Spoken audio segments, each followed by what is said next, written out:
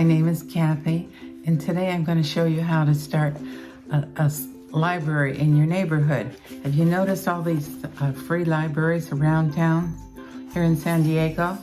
That's where you take a book and leave a book. And if you don't have a book with you, don't worry, just bring it back some other time. So I'd like to refer to you to a website where I got my kit. It's called littlefreelibrary.org.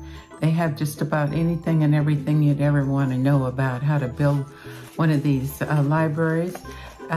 You can either build your own or buy one of their kits. If you go on their website, you'll see that they'll show you how to assemble them. And also, when you do get a kit, there is a registration on it that puts you on a map so you can see all the libraries that are offered. This started up some time ago. There's over 100,000 little free libraries in the world.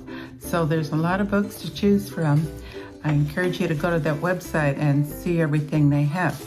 All right, so the first thing you have to do after you have your idea of getting a library, is to decide on a location.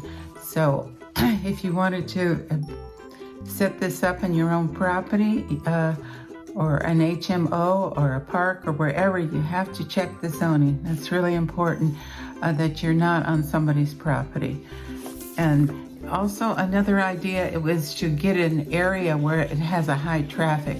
Where I live here in San Diego, I have a high traffic, so my books are always moving.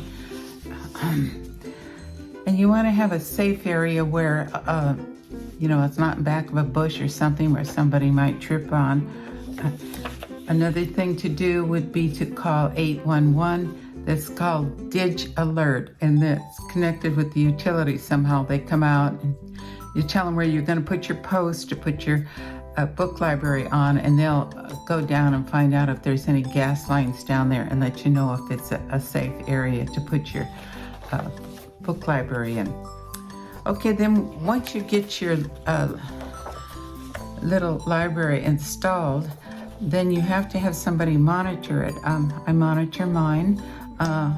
Sometimes it's referred to as a steward. So I want to make sure that it's clean and organized and very interesting.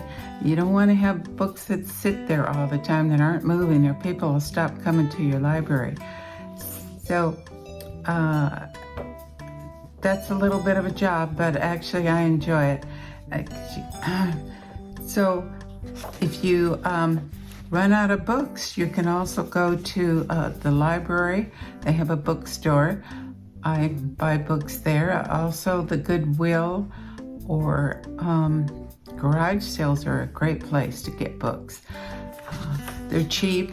I figure it's part of a donation to the community. So you can just keep your eye out for books. Also on that website, Little Free Library, they also have ideas where you can get books.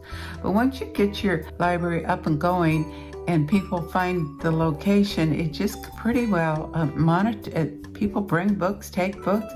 I'll even be out of town for a while or something, and the library just keeps flowing along. So that's the main thing, is to keep it interesting, get people there. Once they start in, they tell their friends, it starts to build.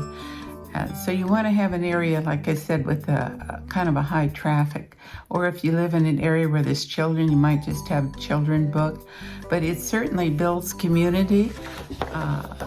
You'll find all sorts of books in your library, from mysteries to politics to cookbooks to self-help, architect, religion, all sorts of books you will find out in your library, which is your community. We have different tastes for different people. One thing I really do enjoy is when I see people crossing the street or coming down the road and they have a little twinkle in their eye and they just can't wait to get to that library to see what's in there. So you truly do enrich people's lives. And not only that, you enrich your own life, because every morning I get up, the first thing I do is go look in the library to see if there's something interesting. And so I highly encourage you to start your own library. It's quite simple. Just follow a couple guidelines that I gave you, and you'll be up and running and having a lot of fun. Okay, good luck.